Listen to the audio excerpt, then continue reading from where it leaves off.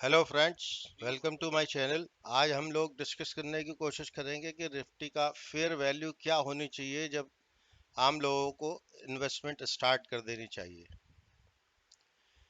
इसके लिए जो मेथोडोलॉजी हमने चुनी है, इसमें पिछले 20 साल की हमने हिस्टोरिकल पी और निफ्टी की वैल्यू को एनालाइज किया है। हमने पिछले 20 साल की एनालिसिस में पाया है कि निफ्टी की जो पी थी वो लोएस्ट थी 10.84, वो 12/5/2003 में थी। और इन दो डिकेट्स में जो हाईएस्ट वैल्यू निफ्टी की रही है वो 19 अक्टूबर 2021 को 18,604.45 ये रही है। इसके बेस पे, इन दोनों डेटा के बेस पे हमने निफ्टी की CAGR compounded annual growth rate निकालने की कोशिश की है, जो आती है 17.81%।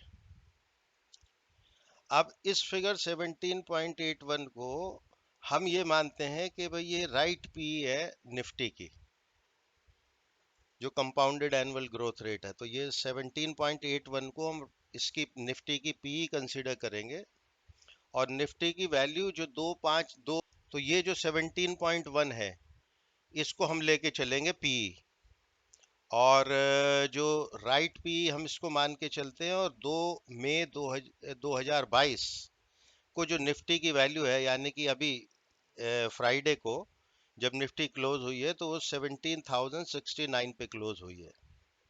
उस समय उसकी हिस्टोरिकल पी जो आती है वो 21.87 है, जो कि एनएसई की साइट पे अवेलेबल है। इसके बेस पे हमने ईपीएस निकाली निफ्टी की 2/5, जो फ्राइडे को 2 मई 2022 को जो निफ्टी की ईपीएस निकल के आती है वो आती है 780.48। तो करंट ईपीएस निफ्टी की अगर 780.48 है, और निफ्टी की पी अगर 17.81 है, तो निफ्टी की जो फेयर वैल्यू है इस पी के बेस पे निकल के आती है 13,902।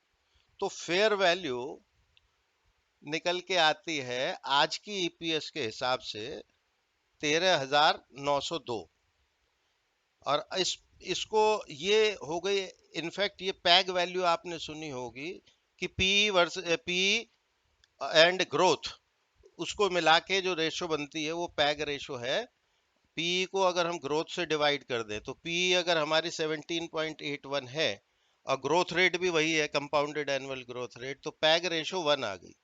1 पे, पैग रेशो 1 पे जो फेयर वैल्यू निकल के आती है आज की ईपीएस के हिसाब से 13,902 उसकी फेयर वैल्यू निकल के आती है।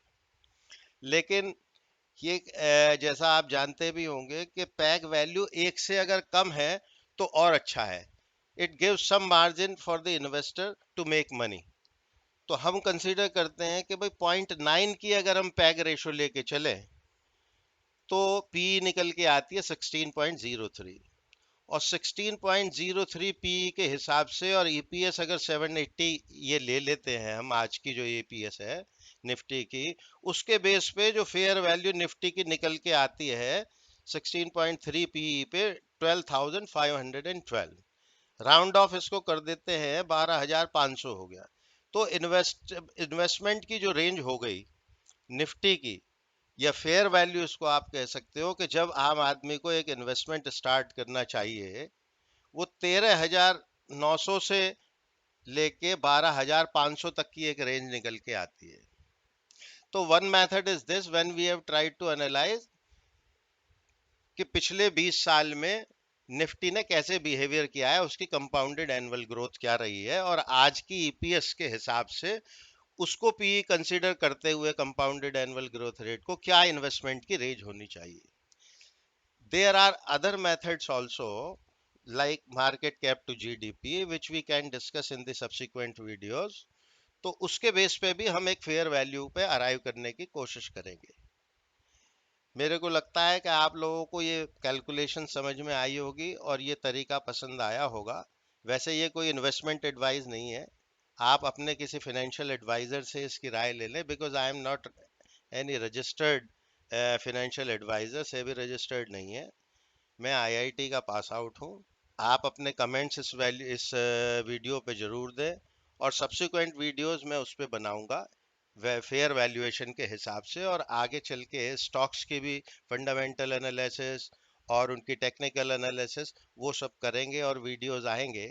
Thank you very much. This is my analysis for towards fair value. Thank you very much.